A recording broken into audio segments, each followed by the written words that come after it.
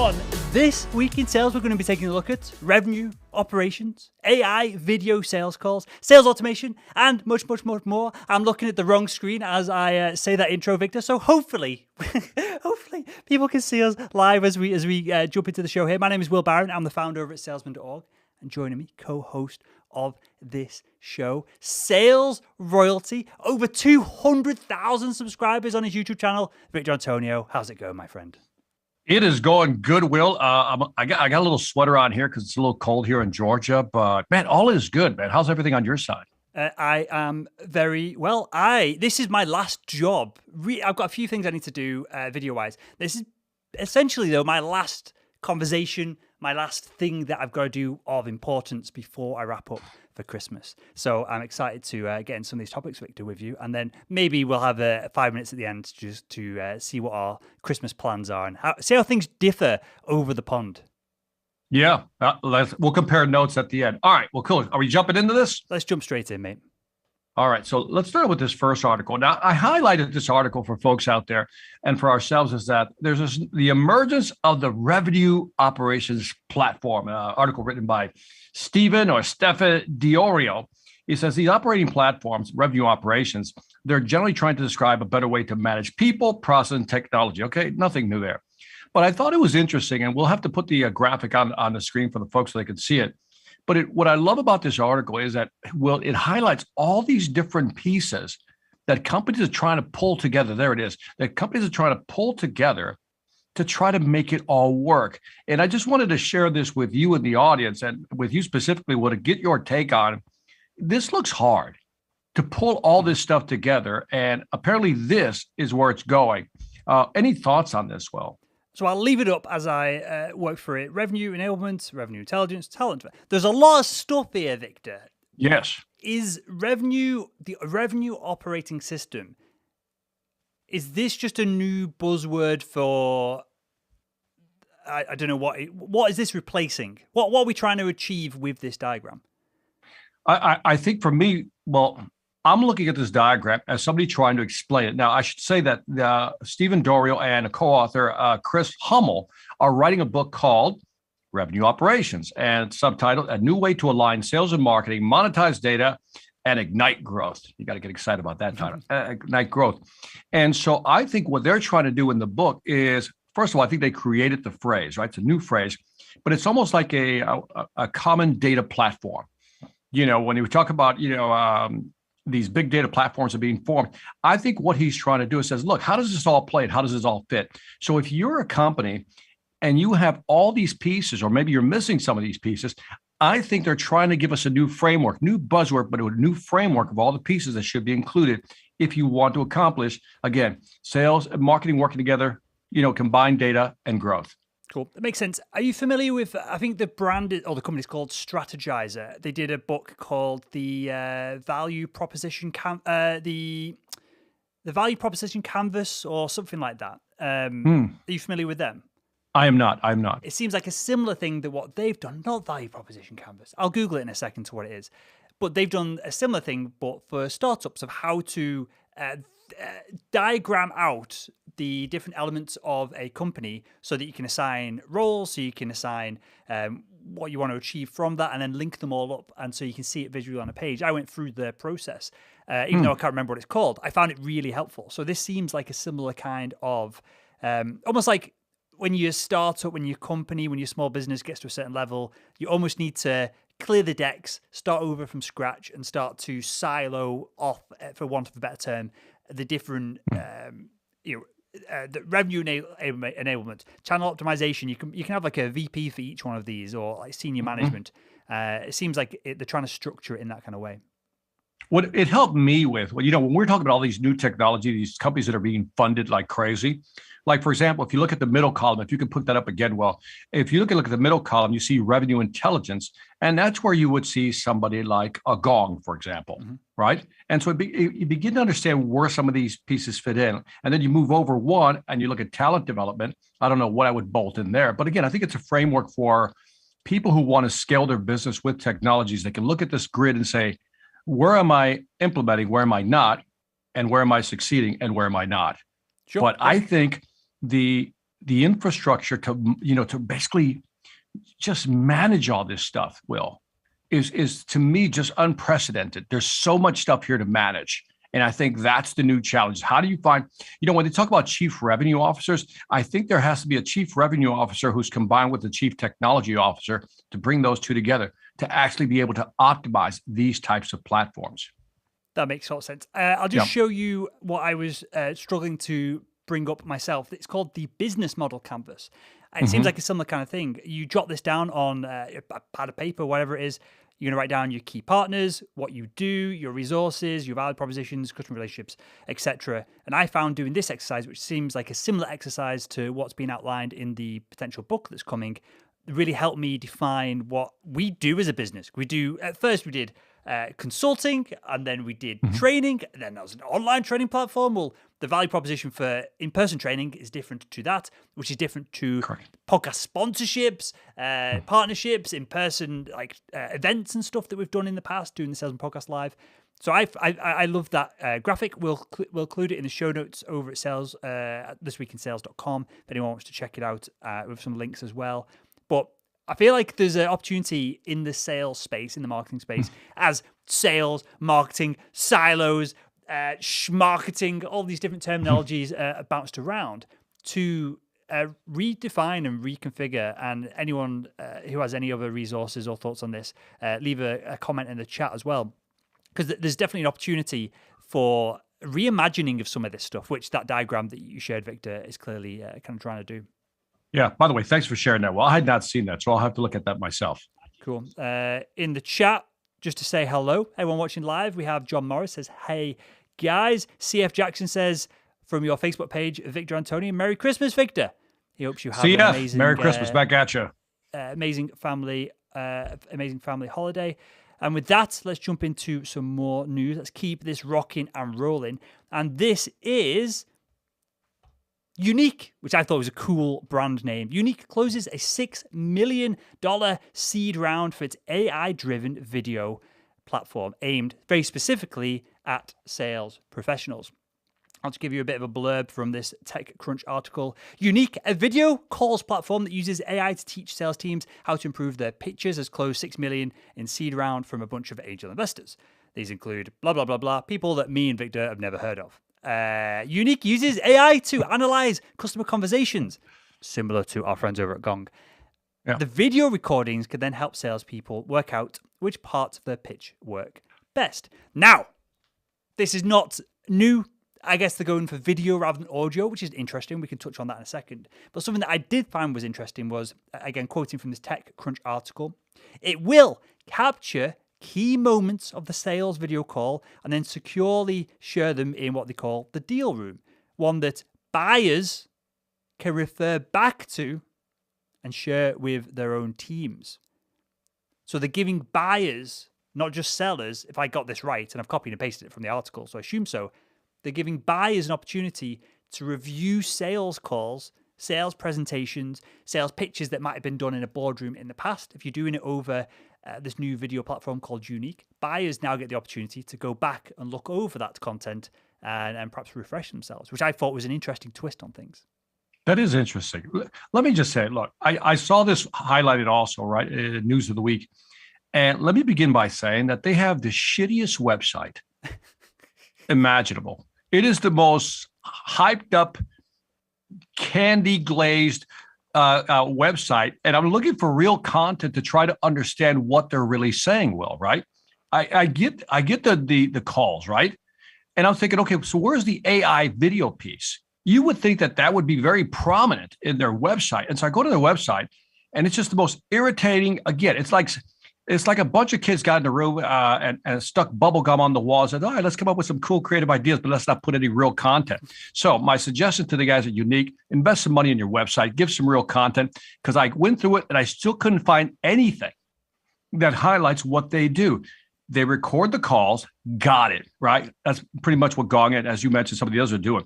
But I'm like, okay, show me the AI video piece. That's what I want to see. The analyzing of body language, I assume, they talk about, when somebody mentions a competitor name, Gong does that. Certain phrases, Gong does that. So I'm like, if you're going to say AI-driven video platform, I didn't see anything on the website, Will.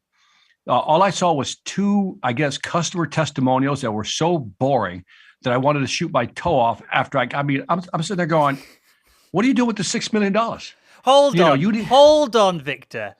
In the spirit of sticking Christmas, up, in the spirit of being going the opposite side of it, playing devil's advocate. They've only I was so irritated by the site because I was so excited, but then it was like they got nothing on the site that's real in content. Perhaps, Victor, they've only just got this money. Maybe it's proof of concepts, unique kind of minimum viable products. They've got them the cash, and now they need to actually build it out.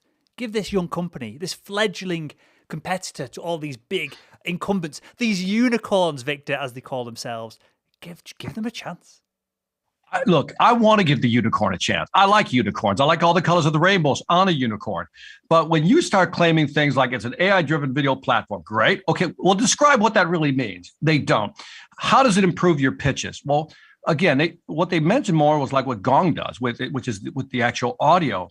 I would think that if you got $6 million, Will, somewhere in your business plan, you must have described what the end product, what the MVP, the minimum viable product, is going to be in the first round. I can't find that on the site. It was just like I said, it was just a bunch of blah, blah, blah, blah, blah, blah, blah, blah, blah, blah. But by the way, I'm pulling for them though, because I want them to be successful. It's just like, dude, you're off to a rough start. You guys are off to a rough start. Sounds like a cool product. I'm that bought into. It sounds like a cool product. Chris Stone comments, tell us how you really feel about the website, Victor. And then a crying, laughing face. I think that's what we're all thinking here, Chris. All right, then. Well, let's jump on to the next topic before we get too bogged down in that one. This is just a quick one. I pull it up. There's been an acquisition. Another one. Mediafly has acquired, what they called, Insights Squared. I just wanted to throw this one in there. Just wanted to say congratulations to everyone involved. And it's another interesting acquisition, Victor. We've seen this. We predicted this, Victor Antonio, like a year ago when we first started this show, in that Mediafly is a sales enablement platform. Insight Squared, I've never used Insight Squared, so I'm saying this from verbatim from their website. They offer sales forecasting and analytics. You only need to plug in another 1 or 2 different companies, and you've got what you'd call, I guess, a full stack solution to a lot of sales problems there. So, congratulations on the acquisition. Hopefully, a bunch of people inside Squared made a crap ton of money. And any thoughts on it, Victor, before we jump onto the next post? Again, this is all the consolidation part. But again, when I see these things, I'm going, you got to compete with the behemoths like, Salesforce and some of these other big companies like Microsoft as well. And to me, this is just, a bunch of add-on stuff, just bolting. Let me jump into the next article on Sales Trading News, because I think this kind of ties into maybe what they're thinking. So I read this article by Anna Papadopoulos. I like saying that. I don't know why, but I like saying Anna Papadopoulos. So it's titled Sales Automation, the Puzzle of Reducing Salesperson's Workload While Maximizing Profits. Beautiful. Love it. And it talks about the sales automation process has 7 stages. Now, I've never seen anybody break it out in 7 stages. And so let me go through the 7 stages very quickly. And then, Will, you and I can talk about how all these companies begin to fit in where they're trying to solve these different problems. The first one, automated guidance. The sales team gets reminders and notes from sales automation software. Got it. Next one, lead management automation. Do I need to go into that one? Just how to manage leads, curate the lists and leads and filter them. Third one, communication automation is crucial with everything from sales emails to automated voicemails, appointment schedules. So that's another piece of the puzzle. Number 4, automated data entry, a pre-programmed system that automatically fills everything in. Automated research, the AI analyzes data to build and update lead profiles. Next, number, 6, automated activity logging, important information needed to be logged in real time. And then automated record creation. A sales automation platform can easily create new records and profiles. Now, as I read this, I'm thinking, okay, this is all within, and I'm not trying to hype up Salesforce, but they are kind of like the gold standard right now. But that's all included in there, Will, right? Mm-hmm. And so as you're looking at these 7, the reason I just wanted to talk to you about these, do these 7 make sense? Are we missing something, or is this just ABC stuff? It seems we always get hit by, and this number varies, but like 60% of salesperson's time is spent on admin. So we want to crush that 60% down with automation so that salespeople can spend more time selling, which on paper seems like it makes sense. But if you are automating all of the stuff that require, like importing data into a CRM, sure, some of that could be automated, but actually making notes on the conversation you had that are accurate so that you can have another conversation on the back of it in 3 months from now, 6 months from now, who knows, depending on how big the deal size is and what you're working on, can't be automated. So we're all trying to crush this this amount of admin time that salespeople do, and I'm not 100% sold on the fact that if you give salespeople 2 hours more time each day, that they're going to close more deals. You can only do so many complex conversations. You can only prepare for so many emails. You can only do so many presentations. You can't just add another 3 Zoom presentations to the end of a sales call. So I'd like to see this studied and looked at more accurately, because the only people who are talking about automation are brands that are trying to get automation tools and shoving them down your throat so they can charge 300 quid a month for a seat. So with that said, it seems like pretty obvious stuff, but like communication automation is critical. Everything that goes from sales emails to automated voicemails, appointment scheduling tools, personal email sequences.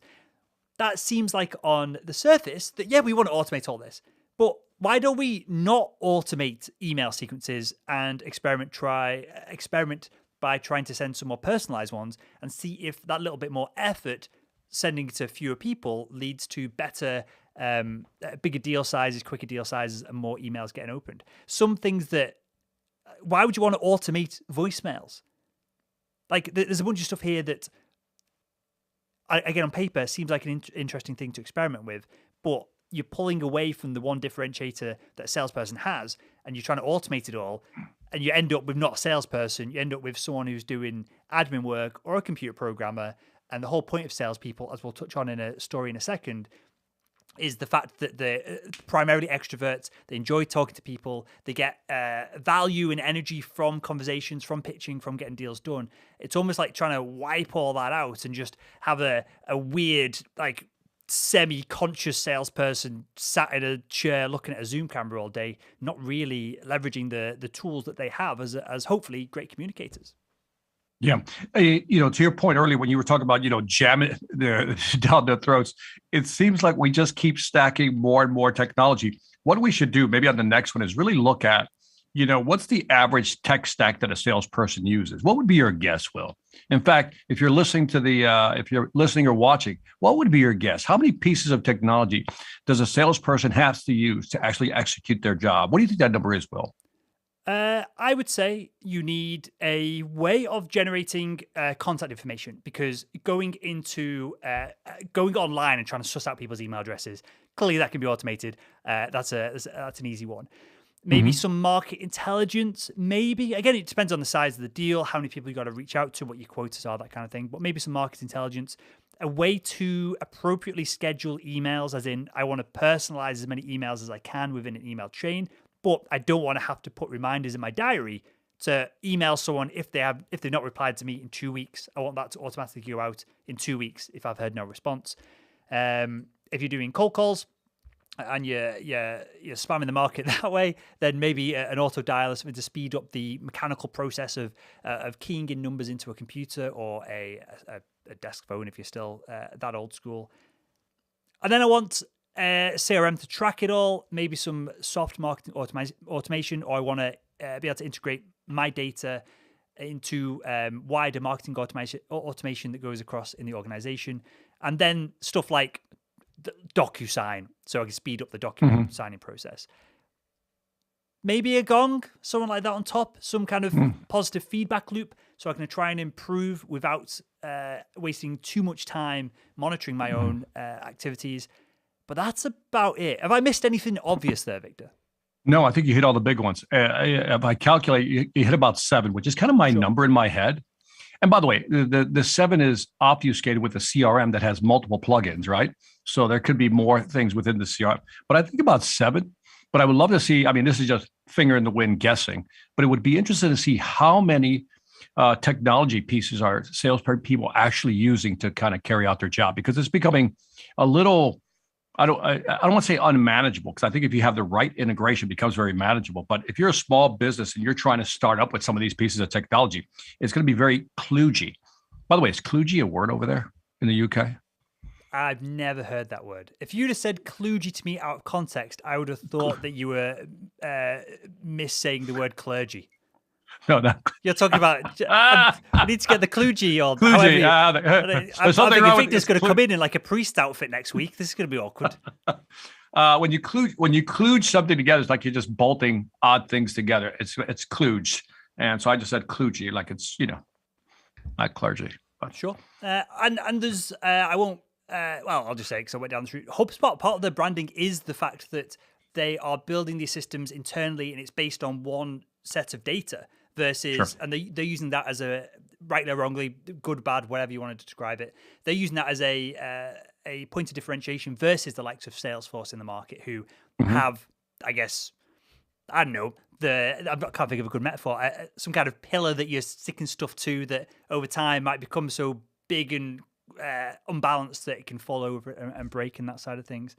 So yeah, that was a terrible metaphor.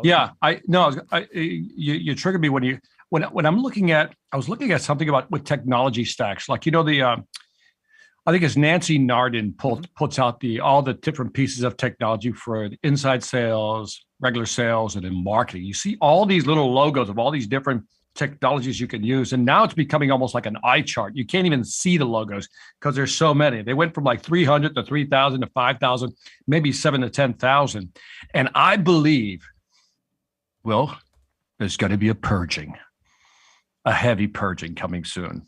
There is a heavy purging of companies who are just not going to be around by the end of 2022. That's my prediction. Because as inflation rises here in the U.S. and people begin to tighten their belts in terms of budgets, a lot of these companies who are relying on some of these revenue streams, that consistent recurring revenue streams, not going to see it. So I mean, you can just see these charts are just getting crazy.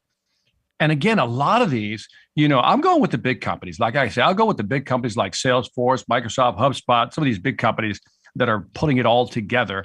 But man, there was a purging is coming. This reminds me, you know what this reminds me of, Will? I'm dating myself, but this reminds me of the telecom bust and the internet bubble. This is like an internet bubble all over again.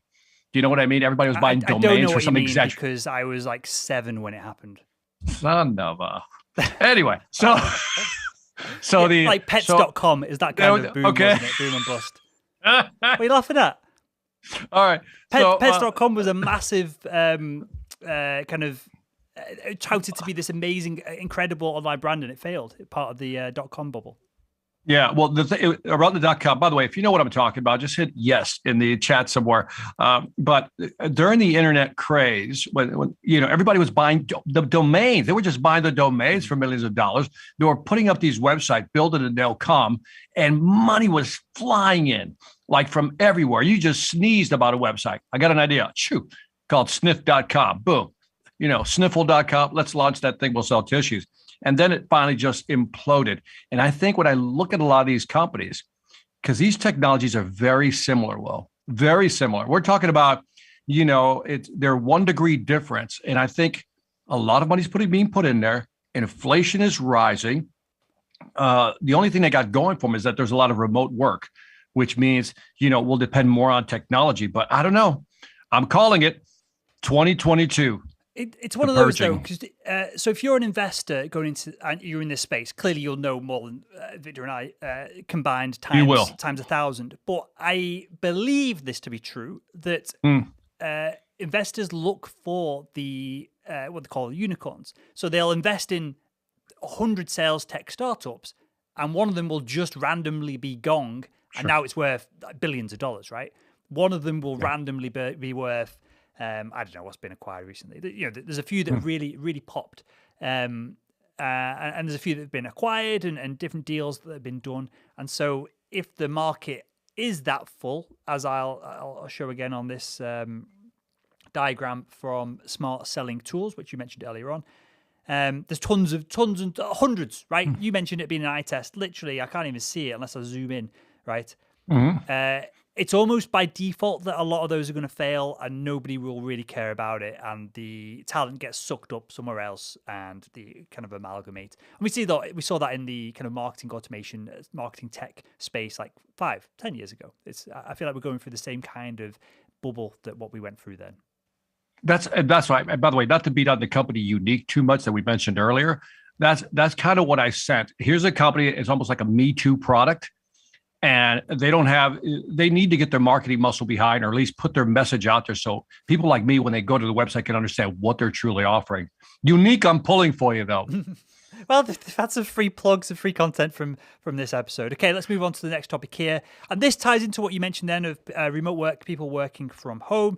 This is from newsanyway.com. As I pull it up, sales talent highlights the dangers of long-term working from home for salespeople's mental health. I didn't find that particularly funny, Victor. Victor's there making light of this mental health. Mention that word, Victor's laughing his head off. What's going on? I'm just saying, when you talk about salespeople and mental health, I mean, you got to have a mental health issue just to be in sales. Well, we'll get into that. Paul Owen, CEO of UK's sales transformation specialist Sales Talent, never heard of them, has raised concerns around the lack of attention being paid to this, salespeople's mental health working from home. The problem, this is a quote, the problem is really immediately obvious, but over time, I have serious concerns about the well-being of work from home salespeople. We are extroverts. We'll touch on that in a second. We feed off interaction with other people. A type of... I can't, by the way, who is Paul Owen? I hope he has like a psychology degree or something, because this is a lot of analysis coming from a digital transformation specialist. I'm sorry, Will, I interrupted you. I don't know. It's in here to be commented on in a second, Victor. We are extroverts. We feed off interaction of other people, a type of interaction we don't often receive from prospects or clients, so we need to find it elsewhere. In the office, we've got plenty of places to feed the extrovert's need for connection. At home, we are alone, allegedly, very alone, and that can be very dangerous. Owen explains the conundrum at the heart of a salesperson's DNA, saying that most salespeople come into sales because they got on well with others, giving them a high sociability factor. Most good salespeople connect well with 90% of the people they meet. However, they're in the sales, they fail much of the time, and the 90% is reversed. They might not be disliked by 90% of the people they meet, but they are usually rejected by them. So I pulled out, when I read this article originally, and this article is from newsanyway.com, and we'll link to all of these in the show notes over at thisweekinsales.com when the show notes come out later this evening. But yeah, I pulled on a few things that you mentioned there, Victor, there's a few assumptions here. Is it fair to say, we'll start with this, that most salespeople are extroverts? And I've got some data on this I can share. No, it's not fair to say. I mean, because it's biased already. We are extroverts, really. I've met a lot of good introvert salespeople. And as Daniel Pink says in his book, I think Drive, we have ambiverts or humanist selling, right? So there's ambiverts. So what do you say? I will touch on ambiverts in a second. I think that's an interesting thing to touch on. Over at salesman.org, without plugging it all, we've got an assessment, part of our training program. We assess for extrovertedness versus introvertedness. It's 50-50, basically, of people coming into the training program as to whether they are an extrovert or an introvert. So that's useful as a data point. But it was like, I'm butchering the numbers slightly. They're on salesman.org if you want to check it out. It was something like 82-83% of high performers, because we then take whether you're hitting target, all this kind of stuff into account. 83% of high performers are extroverts. So there is definitely a skew to high performers being extroverts. But in the actual marketplace itself, I don't think it's fair to say that salespeople are extroverts. I mean, if we take the a basic distribution of 20-60-20, nice little bell curve, right? You got the top 20% are the high performers, right? Let's just give them 20%. It's probably smaller than that, though, I bet. But let's say the movable middle is at 60. Mm-hmm. And in that 60, I think where you're going to find that blend that you're talking about. And so I believe that high performance and / extroversion is actually probably skewed more towards high performers. But if we move those outliers out a little bit, that's a big assumption to say we're all extroverts and we need to connect. And I bet that a lot of these, if I were to talk to some high performers who are highly extrovert, trust me, I don't think they'll sit at home going, wowsy, I feel so lonely right now because I just can't see that. Yeah. And I could talk for myself. And I'll ask you this, Victor, before I share my side of things. Are you a extrovert, introvert, in between? How would you rate yourself? It was a good question because I've been asked this many times, because I am an extrovert when it comes to facing society, Yep. right? But in general, when you don't see me, right, when I'm not on whatever mental platforms or stages, I'm really kind of an introvert. I don't like being around people. I like my quiet time. And so I don't need to go to a party to feed my extroversion, the conversation piece. So I guess I'm an ambivert, somewhere in there. So I am exactly the same. And the analogy I always share is when we were doing loads of live events, doing the Salesman Podcast live at different sales conferences, I would happily chat to everyone. You probably get the same at conferences, industry events and stuff because of your both platform and then how long you've been in the industry for and your expertise and stuff. All the events I've done, I've been like, I'm not saying this from a place of arrogance. It just is what it is. I was always like a tiny little mini celebrity in the room, as in like loads of the people at the conference listen to the show, that people come and say hi, people trying to buy me drinks. And it's really good. I love chatting to people. And obviously, as soon as you walk out of the conference room, no one knows who the hell I am. So it's only in that little bubble. But I found that really, really tiring, to the point of all these conferences, I would go do the show live, interview, 10, 15 people a day at these different events. And then I would then just go to bed at like 7:30 at night. I'd get food in the hotel room and just crash. And it's because as you got an omnivert, is that how you described it? Yeah. Or ambivert. Ambivert.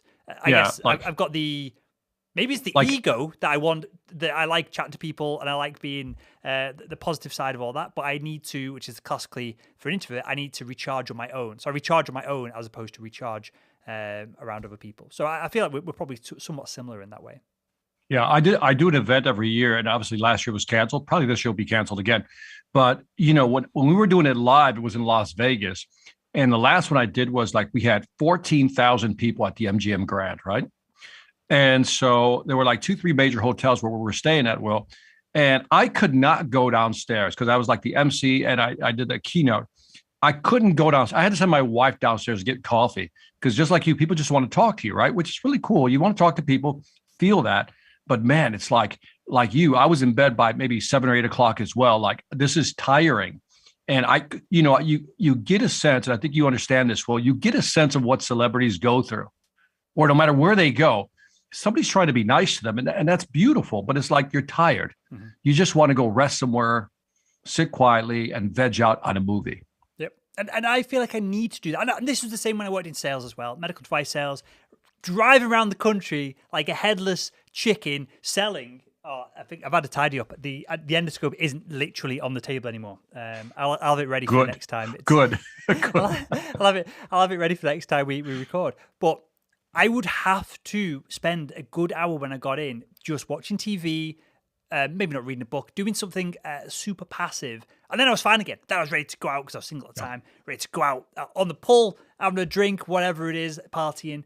But if I tried to do that straight after work, I would just be a zombie. And it's almost like not quite mental fatigue. It's almost like an overstimulation. I need things just to dribble down. So we've got totally off track here, Victor.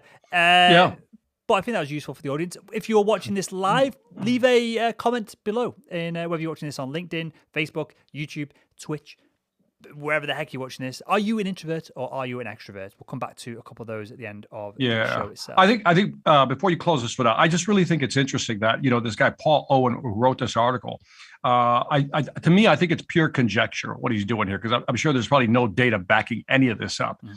And I really get irritated by stuff like this. Not that I'm in an irritable mood today, but this topic also irritates me. It's because it's like, okay, where do you get this? Because that's an opinion right there, right? That's an opinion. And so I'm just irritated by this article. I take no value out of this article. Zero, Paul. Zero. I feel like, Victor, if if you're not 100% positive, I feel like I've got to poke the bear a little bit, but we're running out. Poke We're running out of topics for me to wind you up on. No, Take it away, wonderful. Victor. With this, I'll do what I can to Okay. antagonize you and get you just leaving the set in a second. But give us On a positive note, I discovered, Will, I wanted to share this with you. This gentleman with you, his name is Clayton Christensen. Some of you may know who he is, but I also will. Clayton Christensen, who passed away about 4 years ago. I never read the book, The Innovator's Dilemma. And I don't know how I stumbled on the book or the video. It was a Google talk. And so I said, well, let me listen to this guy, right? And this guy's a professor out of Harvard Business School. And I'm telling you, I've been binging on Clayton Christensen for the last 3 days, like binging, like watching everything he's got online. And what a beautiful mind, if I could put it that way. But one of the things I want to highlight, well, that I think it'll be beneficial for us, is that he talked about how, why growth is hard in general. And I'm going to give you the short version. If you really want to watch his stuff, his videos, just go on YouTube, you'll find him. But he talks about, look, there's 3 ways to make investments. Well, there's one is you invest in disruptive technology. Then you could also invest in what he calls sustaining innovations. And that means you make the product better, right? And then he talked about you could invest in efficiencies. And he was comparing Japan to where the United States is headed. And he's saying Japan in this 50s, 60s, 70s, and 80s was on this growth path, right? But then they flattened out. And he said, here's what happened. Now remember, disruptive innovation, sustaining innovation, efficiency innovation, 3 types of innovations. He said, Japan was always investing in disruptive innovation, right? They improved their products, sustaining, and they always obviously, worked on efficiency. But what then happened is that the gurus of finance kicked in about at the 90s. And he said, now we started measuring return on net asset or internal rates of return. And what he then said, he said, because disruptive technology is a 5 to 10 year runway before you may see something, that they just went back to trying to improve products or become more efficient. And they got caught up in that little loop right there where they were using capital, but to be, to really project to the market that they were actually very profitable. And then they started to ignore inventing some disruptive technology. And as I look at the stuff we talk about, Will, it made me realize that all these new technologies that are popping up on our radar when we do This Week in Sales fall under the category of sustaining or efficiency. In other words, they're not really disrupting anymore. A lot of this stuff is just an improvement over somebody else's. Again, not to pick on Unique, but Unique is just improving maybe on what Gong has to offer, a course, whatever it may be. Or they're trying to save money using technology to become more efficient. But do we really see any disruptive innovation aside from AI, which is really kind of the background where, kind of the backdrop of what's happening? And I kind of wanted just to kind of, I don't know if have you heard of Clayton Christensen at all? Yeah. Before I've read like summaries of his books, but I've not read them myself. They just seem a little bit dense, as in thick and heavy, as opposed to unintelligent. Yeah. But I'm familiar with the concepts. What you're saying, Victor, reminds me of. Have you read? I think it's is it Peter Thiel, 0 to 1? I've not. So that's a book. It's along the similar lines of what we're describing here. And I think he described his like metaphor is you can have success going from 1 to 2, from 1 to 27, but the big unicorn companies, the companies that change the world, the companies that tend to last the test of time, go from nothing to 1. So that's like Salesforce going from CRMs are all stuck in a cupboard in someone's company's server basement. We're now just going to take all of that, have it in the cloud. It's a similar product, but now at the time of the launch, your options are seemingly limitless. That's going from. Is that going from 0 to 1? That might be a really bad. I think it's a good example. I think it's a good example. Yeah. I mean, I think that was very. As opposed to going from cloud to cloud 2.0 kind of thing. Correct. And so he talks about this idea of like going from 0 to 1, and that can also be from a perspective of you go from the product is a paid, expensive product, and you release it for free, and you use a different type of revenue model. You've done the same thing. You've gone from 0 to 1 because obviously most products eventually become commoditized. The value is in what's the book where he talks about getting past the initial like hump. We have first movers who they'll buy products. They're usually bloggers. They'll experiment with things, but the real money is to be the first into the real market on the big hump of revenue. And Apple do this well as well. What is that book? No. I know what it talks. It's basically describing the diffusion curve, which is how technology diffuses into a market. I think it's Everett. Everett Rogers actually created the theory, and then somebody wrote a book called Crossing the Chasm. Crossing the Chasm, that's the one. That actually uses that theory of, early adopters, early whatever, and then, mature laggards at the end, something like that. And this is what Apple do really well, right? They will release a product a year, 2 years, 5 years behind other people, but it's the best product. And so it just goes and just gobbles up the consumer market or whatever market they're selling into, and you just dominate it for 10 years. And what Apple do well, other companies have failed on, and this goes back to your original point here, Victor, of Apple try and put themselves out of business. They don't get content with a product, and this hasn't always been true. This is like Steve Jobs' second tenure at Apple. They will try and create a better product that makes their old products obsolete. So I know you are familiar with this story of Netflix trying to sell their business to Blockbuster, and Blockbuster turned them down. Like in hindsight, absolutely insane. But it's because what you're describing from that book you mentioned, Victor, Blockbuster were trying to make bigger moats around the castle that they already had, as opposed to looking in the future and owning something that's going to disrupt them and put them out of business. It's like the Hilton hotel chain. Why didn't they just create Airbnb? It's because they would have disrupted their own business now, but 5 years from doing it, they would have owned Airbnb, which dwarfs like all these hotel companies in revenue. It's the same with kayak.com, tripadvisor.com, all these companies. There are, myriads of travel agents that could have done what they've done, put it all online, and they refused to because they were more concerned about revenue now as opposed to 10x the revenue kind of 10 years from now. Yeah. I mean, by the way, all good examples. And by the way, if you're watching this, you got to look him up online. His talk at Google is brilliant. Now, he speaks a little slow because he had a stroke. And so he was still trying to, like in the last 3 or 4 years, he was still on the platform speaking, which I truly admire. I mean, again, if you get past his monotonous, slow delivery, the content is just sensational. But last point, well, something you mentioned that was really interesting.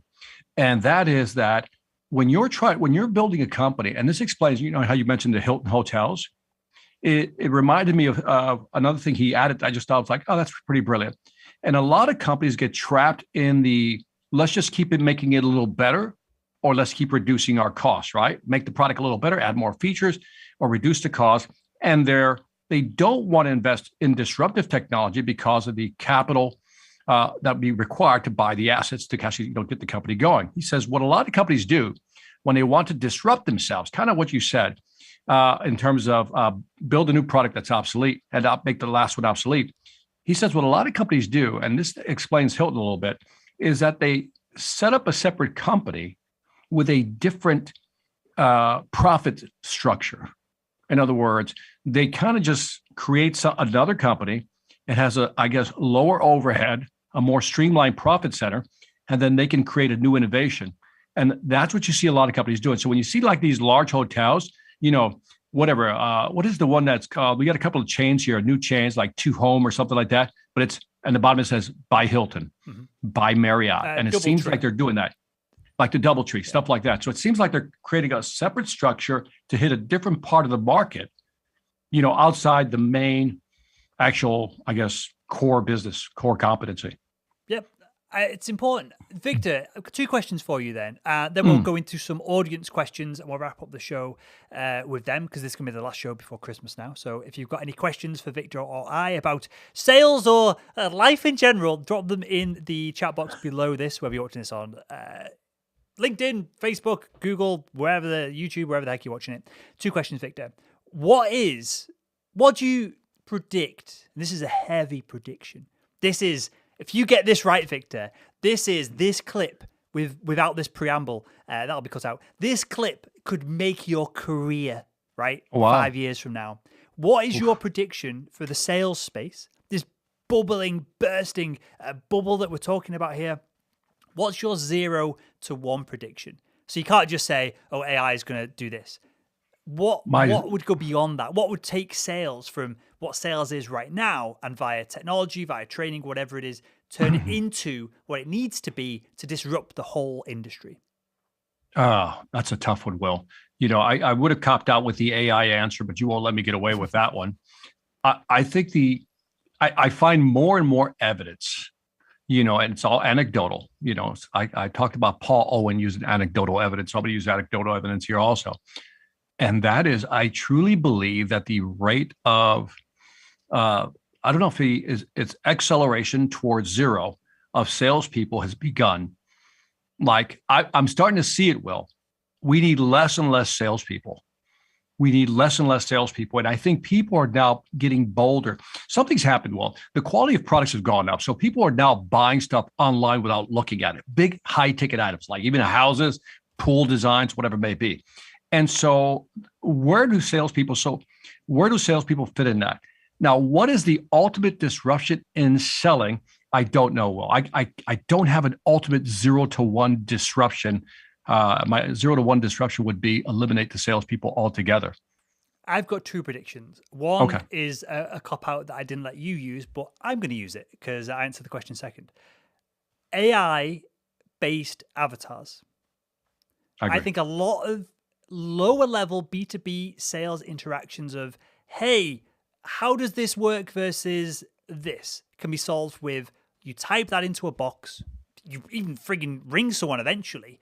You've seen Google Duplex and what they can do with a voice recognition and voice synthesis. You ring someone, you type it into a box. It's an AI who sends you a video that is compiled in real time. Perhaps it can use market data from your company and go, oh, you work for blah, blah, blah, blah, blah. We could do this, this, and this based on your company size. Maybe it even looks up the person on LinkedIn, obviously in real time, instantly, and says, oh, well, you're ahead of growth. So you're probably looking for these 3 things. And I think that will disrupt a lot of salespeople's roles that up until like today, you need a salesperson who knows a little bit about the marketplace, who's perhaps not the most technical, highest level salesperson on the planet. They're going to be very difficult to engineer out of the situation. But that's like 10% of salespeople, 15% of salespeople in the B2B space. There's going to be so many salespeople wiped out by that automated system. Now, of course, it's going to take years to refine it, but that becomes such an important piece of IP to essentially, via racks of computers, have unlimited salespeople that can be even doing some of the roles of an SDR, of outreach at scale, all these kind of things automated. And of course, if it goes off the walls, we're all knackered, aren't we? Because who knows what's going to happen? It could tank your perception of your company's perception in the marketplace if someone hits the wrong button and spams out an inappropriate image or link to 20,000 people on its contact list. So clearly, there's going to be checks and balances put in place by real humans, but one real human can look over a campaign that can go out to thousands of people. Whereas now, I agree. And even 10 years ago, you had a boiler room of 50 sales reps doing these things that were difficult to automate. So that's my kind of 0 to 1 that you're going to have. By the way, if I could add, when you look at, people making fun of Mark Zuckerberg with his meta thing, the whole metaverse, the whole thing. But it's moving in that direction, right? As you say, simplifying what you just said, this AI avatar will go out, look at the company that you're calling from, look at your LinkedIn, figure out what products to offer you, and then have a general conversation based on everything you said. I think there'll still be a room for, I don't know if I like the word customer success people, departments, and I know what they mean by that. You want your customer to be successful with whatever product they're using, but I think there'll still be roles for people like that. Do you know what I mean? People that fall in the cracks that can't get the answer. But I'm telling you, the asymptotic decline, that's a good word, asymptotic decline towards zero. What's that? When something decreases asymptotically, it never gets to zero. It just approaches zero asymptotically. And so I think you're seeing that over time. You're going to see this gradual drop off of the need for salespeople. And the AI piece is going to be very critical. Yeah. So let me ask you this then, Victor. For the people who are watching this, which is a handful of people, but the thousands of people that will hear and see this over the next kind of week or so as it goes out on all the podcast platforms and that side of things, that are now cacking their pants, and they're sat in the car gripping the steering wheel. They got white knuckles and like, crap.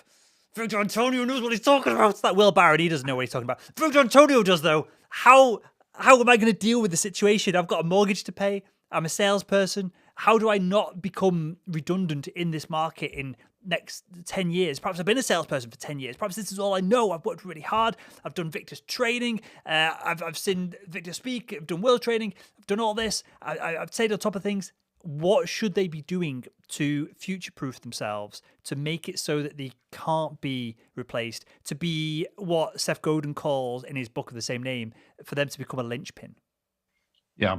First of all, I don't know, but I'm going to guess. I think, look, we've talked about this many times on This Week in Sales, and that is all the stuff there's a simple versus complex sale, right? Everything you're starting to see the stuff disappear from the simple side of the spectrum, right? So if you're selling on the simple side of the spectrum, you might want to move over to complex sale, more B2B selling, where I think for the next 5 or 10 years, I think your job is pretty safe because, again, people still need answers.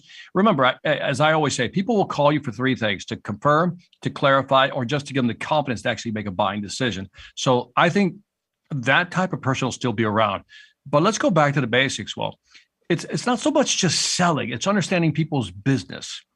And I think if you want to guarantee your success in selling, whatever niche you're in, whatever industry vertical you're serving, if you can understand the business better than the actual people in the business, in other words, the customers you're selling to, you'll always be valuable. They'll always want you around because they need that type of advice. That's something that systems can't capture that easily. Yeah, they can capture data. They can capture who's, new entrants into the market, what's going on, price pressures, Michael Porter's 5 forces and all that stuff. Mm-hmm. But they still want to talk to a human being like you. And they say, I want you to tell me what you see. What's the slant? So I think if you can become a domain expert, and I think maybe that's the answer, Will, you niche, become a domain expert, you become so valuable that people definitely want to, talk to you. But can I ask you a question, Will? Of course. And this is this goes back to, if we believe that sales is going right and it's going towards AI, then let's go back to our original conversation about that Nancy Nardin chart. That to me, that's kind of further proof that these companies are in trouble if they can't get past, I'll call it the hype cycle or whatever that point is, that quintessential inflection point to be a unicorn. They're gonna be gone because salespeople, the numbers are going down, but yet you got companies who are developing tools for the salespeople. Reconcile that for me. I think you're missing the big picture here. I don't think the long-term plan of someone like a Gong is to create tools for salespeople. And I don't have any insight this. This is my analysis from afar. If Gong can collect enough data of what works, what doesn't, when you should mention things, when you shouldn't mention things, they have people holding their hands up and saying, hey, here's all of our sales data. Here's a load of voices. This voice seemingly works better than this voice. Male versus female, accents, speed of voice, tonality. Their long-term play has to be what we described, an AI who can jump on the phone with the perfect voice for the person that they're engaging with. And so I don't think their long-term, I would hazard a guess that their long-term vision isn't, let's help salespeople close more deals by giving them insights. The 0 to 1 is going and just being a service that will sell on your behalf. I agree with you. I think Gong has passed that. If there's like a marker on your journey to to avoid obsolescence, like you're not going to be around, I think Gong is past that. Do you know what I mean? I think they've crossed the crucible and they're going to be bought out by somebody or else they're going to be successful on their own. I think they've already crossed that giant chasm of acceptability. I'm talking about all these small companies that we see that are getting $6 million here, $15 million there. I just don't see a space for some of these smaller technology companies. And I'd say that's the 80-20 rule. Again, 80% of these companies will be gone. Yeah, well, I think that's part of the model of the startup, especially the Silicon Valley model, though, of you do a startup, you get funding. The only reason that you exist is to get the people who funded you an exit. So they want you to sell. True. So if you can put your own spin on the same thing that someone else is doing and you can be acquired, even if it's just a talent acquisition. As long as your investors get more out than what they put in, everybody's happy. So I don't think the model is we're going to compete with Gong. We're going to have a different spin on things. I think a lot of the model is, hey, what we're doing is going to be interesting. It's going to be different technology. It's IP. Hey, can we patent this way of doing things? And then they buy that. They buy IP. They buy data. They buy the talent, as opposed to we're going to compete with someone who's had $500 million in funding. I agree. And so we'll define attrition in the market as one of two ways. One is you basically, you run out of money. Yep. And you don't have a big enough customer base, or you're bought out by somebody. Mm-hmm. Is there a third option? I don't think so, right? I think those are the two big ones right there. Yep. You're in business if you've got money in the bank, because you can always sack people, lay people off, do it over a Zoom call and get rid of 900 people like an arsehole. Or you can, to call back to last week, or you can go down to one person, and one person can survive in his little business on 6 million in funding for quite a while, I imagine, Victor. I bet. But yeah, other than that, if you've got cash in the bank, you're still alive, you've still got a chance. So other than that, and an acquisition, or just becoming, some people obviously choose, and I think you've done this, I don't want to put word in your mouth, but I'm doing this and have done this. I want a little lifestyle business. I don't want a massive team. I don't want an office with 50 people. I agree. So that might be the third way out, where companies are just happy to be profitable, provide a great service. Maybe they go above and beyond on a few things that they can do personally because of the size of the company versus a large corporate, faceless corporation. So maybe that's the third option as well. Sure. Little micro niches. Yeah. I get that. All right. But with that then, let's do questions. Well, let's do some questions here. I'm going to throw them at you, Victor, and then I'll bounce back on the back of them if I've got something else to say, just so I can read them in real time and make sure that there's no shenanigans going on. Ishank asks or says, "Hi, gentlemen." Hi, Ishank. Thanks for your lessons, Victor. It doesn't even mention me. Thanks for that, mate. I have been getting a lot of prospects ghosting me. Have you got any tips? Any tips on customers ghosting you? I mean, such a big question to ask. I think I covered that in one of my either live streams, my Sales After Dark, or if you just type in Victor Antonio, ghost clients who ghost you, I think you'll find a longer answer. And I think in the video I did, again, you should find it on YouTube, I really go into some of the different scenarios of why you're being ghosted. And one of the things I talk about, I want to emphasize to you, is that I like to pre-qualify people up front. In other words, if I get a meeting with somebody, I really want to know that they're really interested in what I'm having to offer, or are they just kicking the tires and looking around? And I think part of the ghosting happens when, one, we initiate something they haven't thought about, right? So they're not ready for it. They're like, I love your idea, but we're just not ready. It's not in the budget. We're not even thinking about that. So that's one scenario where you might get ghosted because they're simply not ready. They weren't expecting it. The other one might be is you didn't qualify it. You didn't ask those hard questions, and you basically hoped that they would buy. And so in a meeting, what I like to do is ask specific questions. I even do it today. When I'm talking to people who call me, I said, Victor, I want you to do a keynote for me or a workshop training. And they always say this, I'm looking at 4 or 5 other speakers. They always do that to me, right? I'm looking at 4 or 5 other speakers. That goes right past me. I don't even pay attention. But then I just start drilling into, tell me what you're looking for, what you want. And I'll give you an example of a company, Will. One company says, I'm looking for somebody, and I had asked a hard question. What do you specifically want? What's the outcome? Basic question, right? Well, and I said, what do you specifically want me to focus in on? He says, right now, our people are having a hard time with Salesforce, and we want to talk about different ways to use Salesforce, blah, blah. I go, that's not me. I said, so I took myself out of the game. That's not me. If that's what you're looking for, that's not me. And I think the person was a little stunned by that. He says, well, can you, because then he started selling me like, well, can you talk about how, best practices, what type of KPIs should we be looking at? I go, I could, but it's not me. And so I qualified or disqualified myself, but I qualified the opportunity. So sometimes we get ghosted because we don't qualify the opportunity. Or number 2, they're not ready for the opportunity you just presented to them. And again, it's okay to ask the client, does this fit in this year's budget / this year's schedule? And ask those hard questions. And they may say, I don't think so. And if you develop that relationship, good rapport, people will give you some really straight answers. So hope that answers the question. It's kind of a roundabout way to saying, 1, be upfront. 2, qualify the opportunity. 3, if they're not ready, let's see if we can do a follow-up with them. That's all I can ask. For sure. But usually when somebody ghosts you, would you agree? Is that, one, they're busy, but I think two is you didn't build that rapport with them that made them feel comfortable or safe to tell you no. I'll throw a fourth one into the mix, but the qualification is what came to my mind. Salespeople are way, way too easy to jump into a sales pitch before they know whether you're following BANT or MEDIC or MEDPIC or all the different stupid acronyms. If you only have to go through 2 or 3 steps in each one of them, and you'll find a lot of a lot of the people you're spending time with are never going to make a purchase. So that was the first one. The second one was to lead into the challenger sale a little bit and try and take a bit more control of the conversation. Stop being such a doormat to be when people go, hey, just email me the marketing material and I'll take a look. Just go, well, I could do that.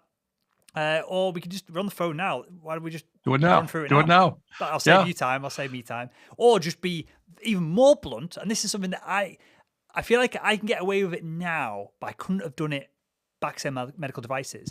I play it up a little bit. If I get something like that on like a podcast sponsorship call where people go, oh, we'll have a think about it and blah blah blah. Well, now I play it up because I'm quote unquote somehow an expert in sales, right? And I'll lean into that and be like, oh well, an expert in sales wouldn't allow you to just jump off the phone. And I'll have a bit of a laugh with them and go back and forth and be like, well, why can't we wrap it up now? What's stopping us? Blah blah blah, and go down these more. I don't want to say aggressive sales questions, but when you frame them up in a way where the other person's having a bit of banter about it, you can ask questions that are a bit more difficult that may make you feel slightly uncomfortable, may make them feel a tiny bit not uncomfortable, but like, hey, what are we doing here? And when you do that, you knock people out of this frame mindset that they have of, oh, it's just a salesperson, I'll just get them off the phone and we'll never speak to them again. I'll never bother with this idiot again. When you call people out with some of that behavior, especially on the phone, I find that you get a bit more respect for it. I 100% will, and you got to be bold. Yep. By the way, I think the word direct is a good way of putting it. Right? You're just more direct. You're cutting to the chase without being rude. You're going to be assertive about it. You're going to ask something that is fundamentally valuable for everyone involved without mincing words. So yeah, direct. I'd probably say I'm overtly assertive on calls because I've got stuff to do. I've not got time to faff around with someone who's just asking. By the way, to your point, you got things to do, and salespeople should look at themselves that way, right? Well, I'm busy. I don't have time to go round and round with you on a phone call. If I'm walking out of that one conversation, this is back to Chad who's being ghosted. The thing is, I would have walked out of that first conversation. Is this something? I mean, I wouldn't say it this way, but here's the essence of what I would say is like, look, are you interested or not interested? Just tell me now so we don't waste each other's time. Yep. And just I'll move on to the next. I remember hanging out with Grant Cardone, and I remember his line. He says, you don't have a closing problem, you have a prospecting problem. And I always love that because, again, the visual was there that if you have 2 people waiting, to buy from you, you're more desperate. And so you kind of mess up. But if you got 100 people lined up, your mindset is totally different. All right, people who have money to this side of the room, people who don't have money, please move to this side of the room, right? And I think there's something to that people don't have a closing problem or a ghosting problem. You have a prospecting problem. Better prospects. It wasn't Grant, but it was someone, probably you, Victor. It was someone who's put this in my brain. Someone who has a YouTube channel. I remember seeing this with someone speaking on stage. And they said essentially the same thing, that all sales problems are solved with a fat pipeline. I think that is somewhat true as well. We've got Ovi says, calling back to earlier in the episode where we were talking about introverts and extroverts. I'm an extrovert when I'm out and about. I'm an introvert when I'm at home mostly. I think that mirrors kind of you and I there, Victor. Chad asks, can you give me an example on how to sell to one of 4 buyers? Happy holidays to both of you. Victor, how do you sell to a room of people as opposed to just selling to one person, whether that's virtually or whether that's kind of an in-person, a board-esque meeting? Okay, so that's always the selling to multiple buyers, right? And as we've talked about many times on this, so you have content, I have content where we address how do you sell to multiple buyers, right? So go to salesman.org or go to salesvelocity.com. So there's some great content there. But essentially, I'm going to go back to the strategic selling model. It's a book way back when, Chad. And in that book, they talked about how there are 4 types of buyers, right? There's the management buyer, the user buyer, the technology buyer, the economic buyer, right? The management buyer, typically the executive. User buyer, people who are going to use it. Technology buyer, like CIO or CTO. The economic buyer is like purchasing, right? So those are typically 4 major buyers that you're going to have in a room. So it really depends. Now, if you got all 4, then obviously you have to tailor your message. But I'm talking to the management buyer. What are they concerned about? The future of how this product or service is going to help them grow or get to the next level, wherever that level is. When you're talking to a user buyer, the user wants to know, hey, I'm already using this. Why would I want to use that? And how's that going to help me? The technology buyer is thinking, hey, how can I integrate this with? Is it expandable? Is it upgradable? How does this work? Can I really put it all together? How does that fit within my technology stack? So that's a different set of questions right there, or answers. And then the economic buyer wants to know that they're getting a great return on investment, a good price, so forth and so on. So now, if you know that, and I know I went through that quickly, but if you know that, then you know what your presentation should talk about. It should talk about all those 4 subjects. So the easiest way to figure out who's in the room is to ask your champion, somebody, your contact, your influencer in that group who's putting together the meeting. That person, you'll say, who's going to be at the meeting? And you figure out who's going to be at the meeting. And if you know what their titles or their roles are, then you have an idea of what will move the needle. I would ask the champion, I said, who needs to be in the room? And let's say the champion comes back. I said, well, these 4 people are going to be in the room. Are these the 4 people? My follow-up question, are these the 4 people that will be involved in making a decision, or is there somebody else? That tells you if somebody didn't show up to the meeting. Right? Because that could be, because I can nail the 4-person meeting, but then I can ask for a follow-up meeting with the person that didn't show up. That gives me an idea of all the influencers in the actual scenario. So that's how I would approach it. Totally agree. One thing I would do just to add to that is to remain flexible in the meeting itself. I wouldn't do, or I'd have a slide deck with Good point. 200 slides, but I'd go through 4 slides and I'd be asking the individuals specifically. I'd go into it with a hypothesis of what I think that they want, information that's been gleaned, hopefully from a champion within the account. But I want to be nimble. I want to be able to, because I've been in meetings, Victor. It's been CFO of a hospital. It's been the surgeon who's typically my champion, who's done all the work. It's already sold. And I go through and I start talking about the medical benefits, how this is going to impact patient safety, the things that the surgeon cares about. And then halfway through, the CFO gets a call and walks out and then doesn't come back in. So I would start the meeting with, I don't know what kind of, how I'd frame it up in that scenario, but I would be looking to understand and turn the presentation into more of a conversation, into a consulting meeting, as opposed to, hey, there's 4 people here. I've got 8 slides for each person and run through them in chronological order. I'd be very careful of that, knowing that people of influence jump in and out of meetings, get bored easily. If you are talking to someone else within the room, they're not getting anything from it, they're either going to literally switch off and escape, be on the phone, and not be paying attention. So I would prioritize who I'm speaking to, when I'm speaking to them, and if there is one buyer, a financial decision maker, I'd be making sure to tick them off and make sure they're happy, perhaps at the top of the show and at the end of the show as well. By the way, you bring up a good point. And by the way, I love that approach, because you're highlighting something that a lot of salespeople don't do, which is figure out a way to engage with the audience, your potential buyers, while you're in there. One of the things I train on is that at the beginning of the meeting, there's nothing wrong with saying, would introduce yourself. My name is Victor Antonio. I'm with Selinger Group, Sales Velocity Academy. One of my objectives for this meeting is to find out if my software, my learning management platform, is a fit for your company. Now, let me go around the room and understand what your objective is today. And I point to the first person. Bill, why don't you introduce yourself and tell me what is the one thing you want to get out of this meeting? And then you can just boom, boom, boom. If you got 4 or 5 people, you get at least one thing. And I think that allows you, as you say, Will, to kind of orient your presentation to make sure you hit those points. Yeah. And amazing way to start the meeting. And I like to end meetings, phone calls, deal calls, especially when we're starting to get close. And this is a cliche sales question, but I think it has value by asking, hey, this has all gone well. Is there anything that would stop you moving forward with this when I jump off the phone? Is there anything that we need to discuss now? Is there anyone else who needs to be involved with it? And give them a few examples. Love it.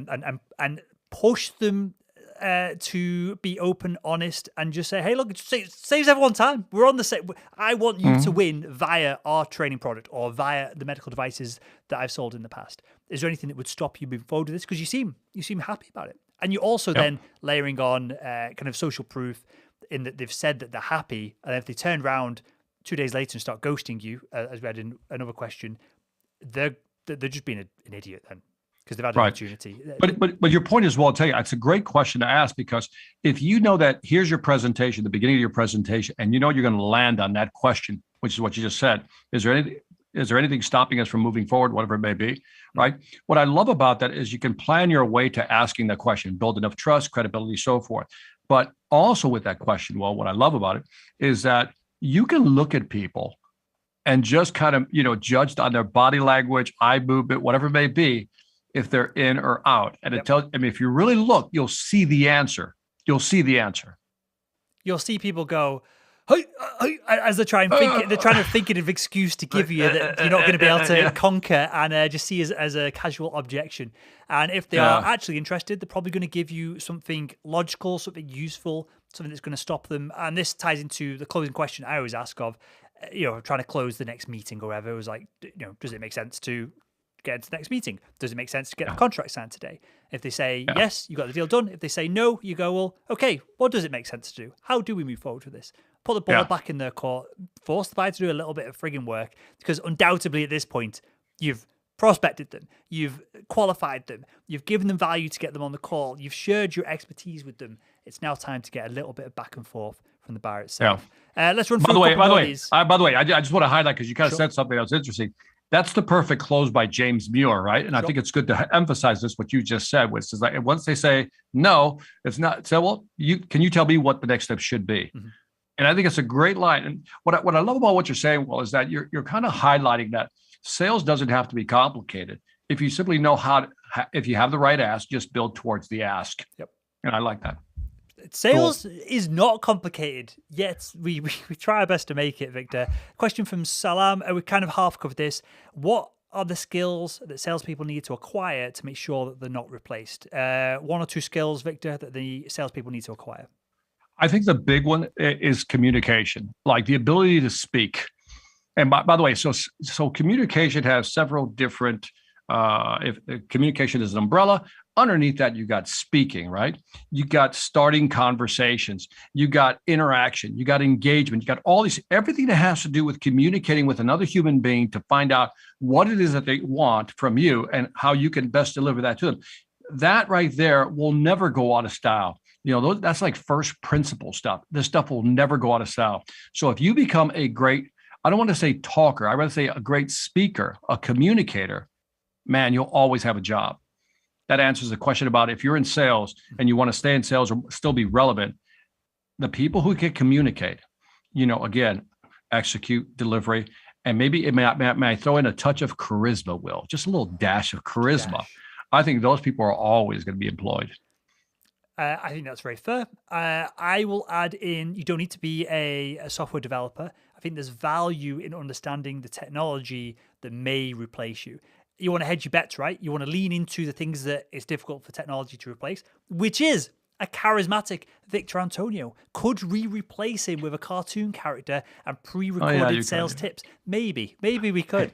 But by the way, I see it. Well, I see a Victor Antonio sales avatar in the future. They're going to take all my conversations online from video, and they're going to take your stuff and they're going to create This Week in Sales. In fact, I think it's now time to reveal to the audience that this right now, we're both avatars.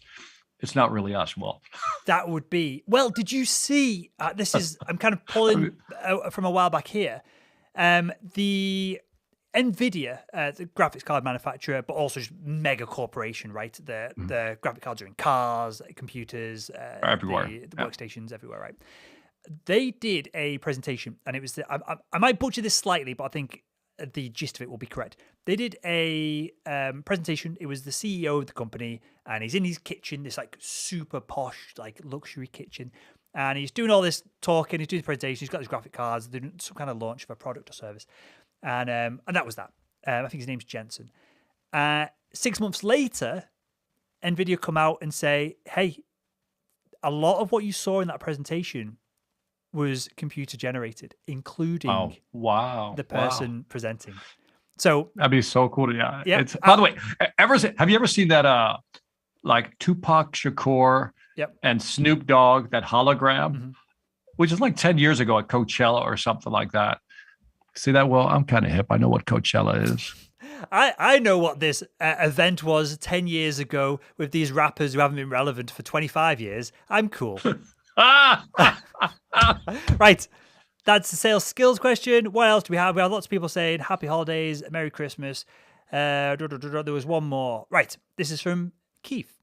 When I surrender to the outcome, it tends to go better. Why is that true? True. Don't you? That's a very Zen. When I surrender to the outcome, when I launch myself into the void of opportunity, stuff begins to happen. I think that happens.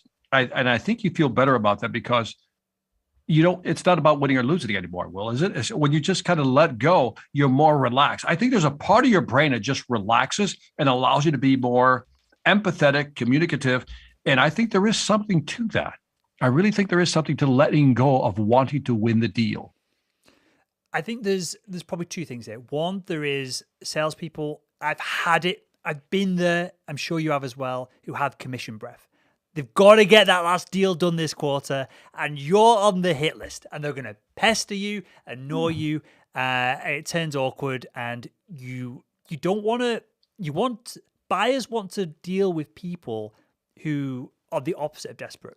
People who are experts in the space, people who know what they're talking about, people who don't want to win. It's almost like girls are hotter when they're playing hard to get than if they're just like, oh yeah, we'll go on a date. That's great.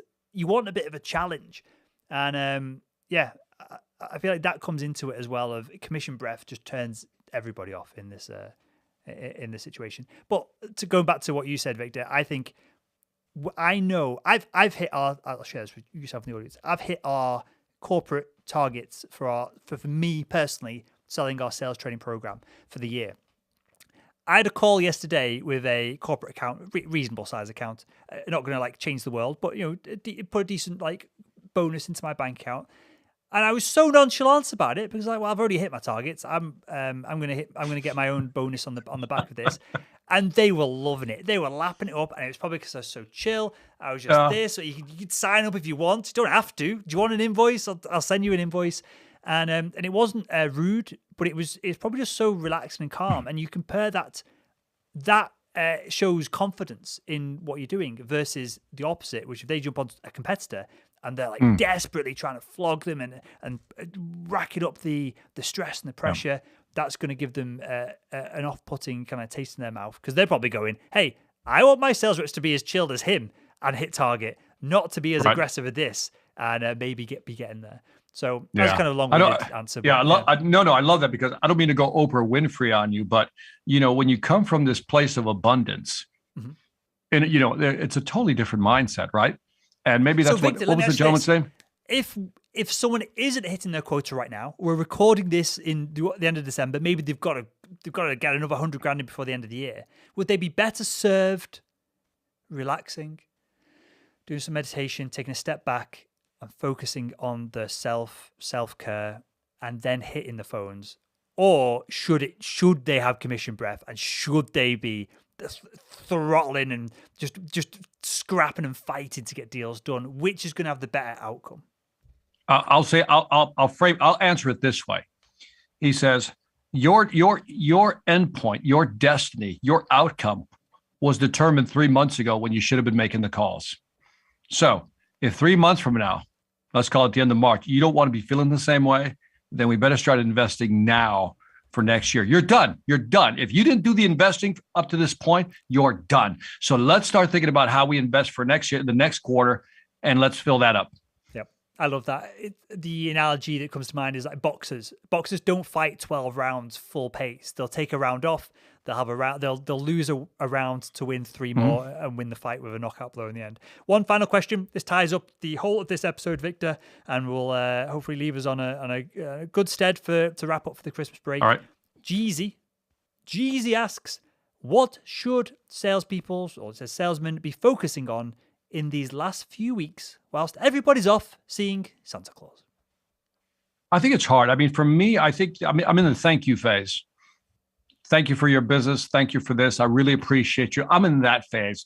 If there's people who want to close out, I think you still got another few days here, because people still want to close out or spend some money before the end of the year. Now, keep in mind, a lot of people are trying to spend money by the end of the year because they don't want it to roll over into next year.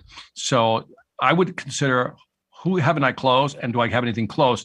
But then I would go into gratitude mode and start thanking my top customers, that 20% who made 80% of my numbers. I'm going to show them some extra love. Yeah. If it's a phone call, send them a card, send them a kiss, whatever you want to do, man, whatever you're into. I'll add one layer to that, and this is something that I'm doing this year. And honestly, this is really sad. I've never really done it. I'm taking a bunch of time off. I'm going to unplug. I said, and this is coming from the perspective, I hit our revenue targets mid-November for the year, so maybe the target should have been better. But I set the targets myself, so there we go. There you have it. I hit those targets. I'm going to have at least a week off, probably 10 days off. I'm going to unplug, no emails, minimum screens. I'm just going to try and recuperate, because maybe you can claw in a few more deals, maybe you can do this and that, but at a certain point, this is probably the slowest time of the year for most people, unless your product is particularly seasonal. This is probably the time when you can take a little bit of, give yourself a bit of self-love, have a relax, and not have too much of a dip in your revenue. And again, this is on the back of, I've done the work, as you alluded to. I've got the pipeline lined up for January to hit the ground running, and I've just never done this. We talked about this on the show before. I never take any time off. And so I'm looking forward to just friggin' recharging, Victor Antonio. Yeah, man, if you need, I'm in the recharge mode already. So I'm with you. I'm done for the year. I'm recharging for next year. So if you listen to this, again, if you've done all you can, show people some love, relax, downshift, enjoy it, build up, get ready for 2022. Amazing stuff. Victor Antonio, anything to add before we wrap up for the Christmas break for a couple of weeks or so? January 2nd. Mastering the Upsell launches. So I will be pushing out something out there, and I'm super excited about the book, and I'm working on my next book, The Big Deal Mindset. I'm on track to maybe have that ready by April. I'm super excited about that one, Will, because that one really is a step back from sales and really how people think. And there's some really cool stuff. This is why I'm doing all the research, and that's how I found this guy, Christensen, and some other people, just trying to research, see what's out there, and really put something tangible in a book that creates real tangible value in the realm of mindset. Well, I won't hold you to it now. We can discuss it off air, but maybe we'll do a live stream on the day the book launches. Maybe see if we can get some other people on the live stream and share the love a little bit. That'd be cool. I love that. We can just throw some questions at you and get the book's promo. I've got nothing really to add other than happy holidays, everyone who's watching this live, the thousands of people that's going to consume this over the next week or so as it goes out on the podcast audio platforms. And that was Victor Antonio. Sales Royalty. My name is Will Barron. I'm the founder over at salesman.org. And that was this week in sales. And that was basically this year in sales as well. Love it.